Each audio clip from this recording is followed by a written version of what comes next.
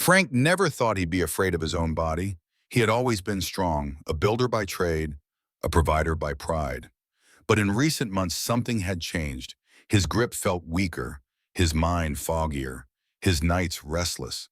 He chalked it up to age until his doctor sat him down and said, "Frank, I think you've been hurting yourself without knowing it." Frank froze. "What do you mean?" The doctor looked him in the eye. "I'm talking about how you've been masturbating." At first, Frank wanted to laugh it off. He was 67. Who cared about that anymore? But the doctor leaned in. "You'd be surprised, because it's not just whether you do it, it's how." What came next felt like a slap of cold water. There are common mistakes older men make when masturbating. Mistakes that slowly weaken the body, dull the senses, and damage hormonal balance over time. Frank had made every single one, and no one ever warned him. Mistake 1, rushing through it like it's a dirty secret.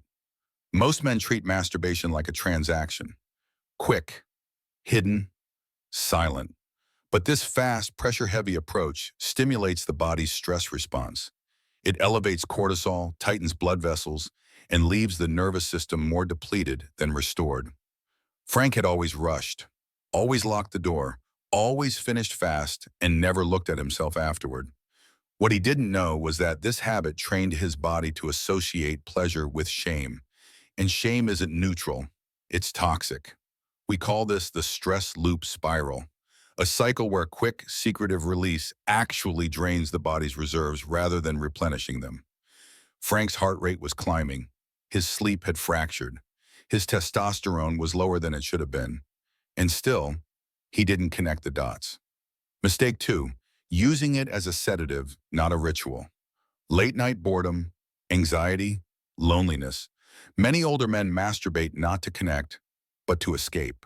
But when pleasure becomes a sedative, it short-circuits dopamine production. You feel less joy over time, more numb, less resilient. This was Frank's pattern. He would turn off the TV, walk to the bathroom, and finish in under 2 minutes just to get it over with. It had become a habit, not a healing. His doctor explained it simply. Your body doesn't just want release, it wants attention, affection, breath, slowness. And what Frank needed was a reset, to stop weakening himself with mindless repetition and start honoring the act that was meant to restore him. That night, he didn't touch himself. He just stood in front of the mirror, naked, quiet. It was the first time in decades he didn't feel disgust. He felt grief. Grief for all the years he had rushed through his own body like it was a machine. He didn't know what would come next, but something had begun. Frank didn't sleep much that night. It wasn't discomfort. It wasn't pain. It was awakening, a stirring. He had spent years believing self-touch was something to hide, rush, or outgrow. But for the first time, he felt the weight of what he had missed. And the next day, he began to feel the case, not just emotionally, but physically. His doctor had warned him, "Frank, what you do in private affects everything, your energy, your hormones, even your aging." That's when she shared another truth, one that unsettled him even more. Mistake 3, ignoring the breath. Most men hold their breath during climax. It sounds small, but it's deadly to the nervous system.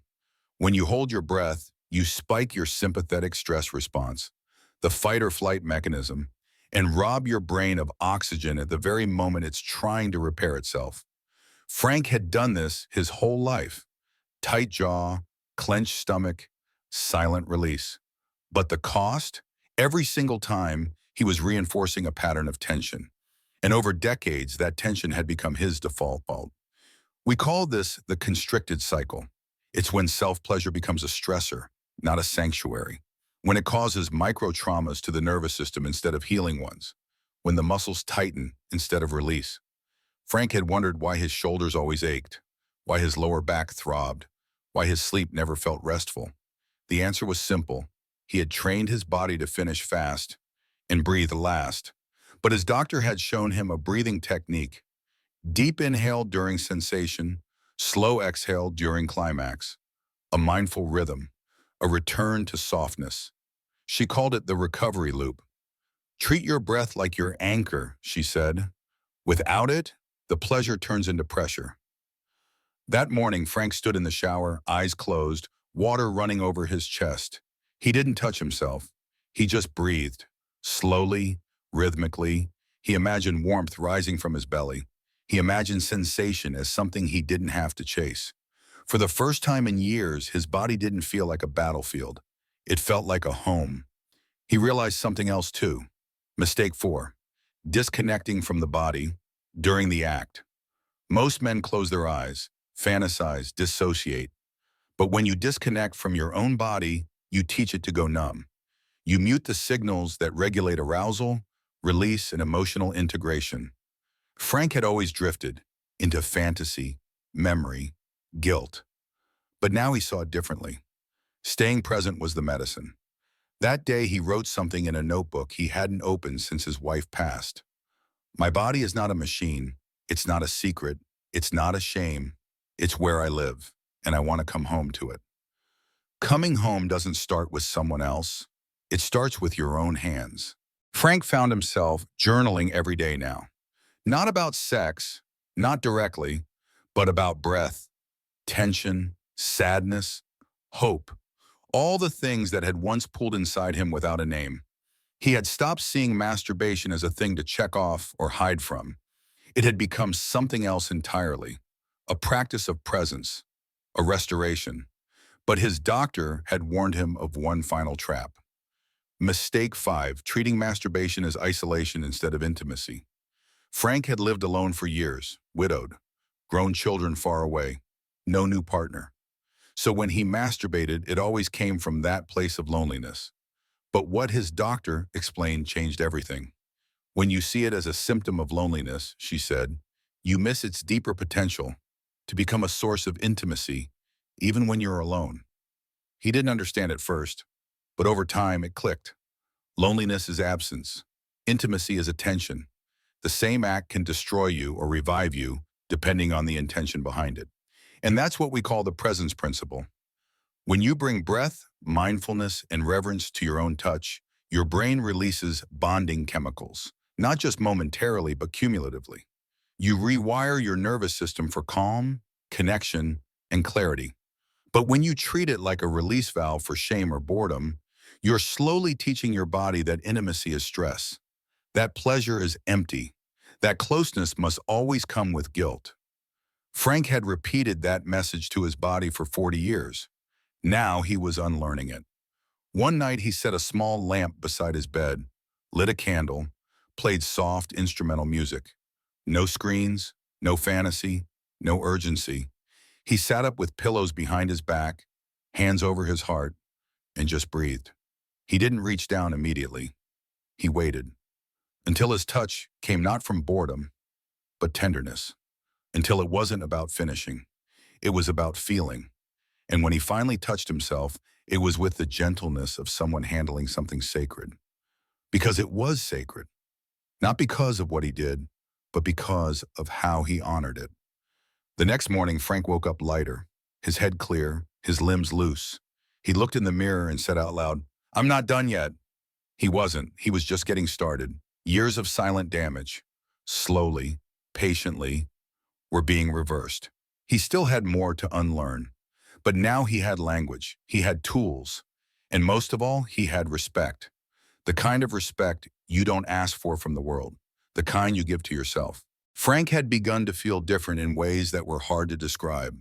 He moved through his day more deliberately. He stood straighter, stretched more often, even sang to himself when no one was around. Not because anything magical had happened, but because something had softened.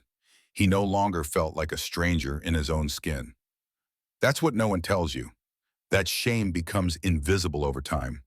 It settles into the muscles, into the joints, into the breath, and slowly it ages you more than time ever could. Frank had started reversing that process, not with pills or surgery, but with presence. He was no longer just masturbating. He was rebuilding the relationship with his body that decades of neglect had dismantled. And that restoration came with something unexpected. He started feeling more connection with other people too. Not lust, not fantasy, warmth. His barista's smile meant more. A neighbor's wave felt fuller. A hug at church moved him to tears. Why? Because when you stop hiding from your own body, you stop hiding from the world. We call this phenomenon the touch echo. It's the ripple effect of intentional self-pleasure. When your own nervous system is soothed, you become more open, more compassionate, more grounded with everyone around you. Frank had no partner, no lover, but he no longer felt alone because his body had become his companion again. He began integrating touch into other parts of his life, massaging his shoulders while reading, letting hot water linger on his belly in the shower, moisturizing slowly instead of rushing. These weren't chores anymore. They were tiny ceremonies, and each one rewired something in him. He noticed fewer headaches. His digestion improved.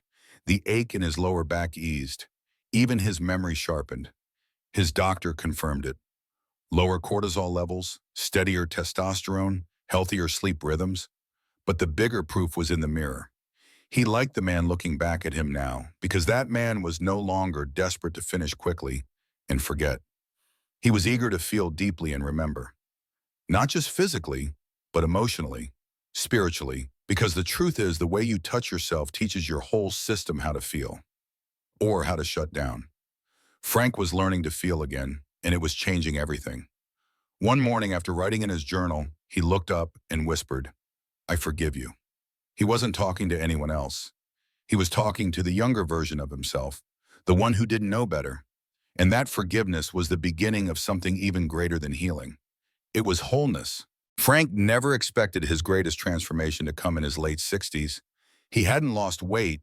He hadn't started a new relationship. But something fundamental had shifted. He had stopped abandoning himself. For decades, he had touched his body like it was something to hide, like a task to be completed behind closed doors. But now, each time his hand met his skin, it was with the quiet reverence of someone making peace with his own story. He had unlearned 5 habits that had quietly been weakening him for years. Rushing through pleasure like a shameful act, using it as a sedative instead of sacred attention. Holding his breath, tightening his muscles, numbing himself, disconnecting from his own body while fantasizing, treating self-touch like isolation instead of intimacy, and he replaced them with something better. Slowness, breath, presence, forgiveness. His doctor had once told him, "You don't stop needing care when you age. You just stop believing you are allowed to receive it." Frank believed now. He had given himself that care, not through fantasy but through truth, through rituals of softness, through the courage to stay present, through the audacity to believe that his body still mattered, still deserved attention, still held value. That's why we call this final stage the return cycle. The moment when self-pleasure is no longer about escape, but about homecoming. When the body becomes your ally again, not just something you use or fix or survive in, but something you live inside, something you touch with kindness. Frank began speaking more softly to others. He became more patient. He started volunteering at the local community center. He smiled more, slept better, laughed louder, and each time he touched himself, it wasn't just physical. It was a reminder. You're still here. You're still breathing. You're still worthy of softness. He didn't need a partner to feel that. He didn't need permission from the world. He had given it to himself. And now you can too. If you've been rushing, stop. If you've been holding your breath, exhale. If you've been ashamed of your desire, forgive yourself because your body hasn't given up on you. It's waiting for you to stop treating pleasure like a crime and start treating it like the medicine it was always meant to be.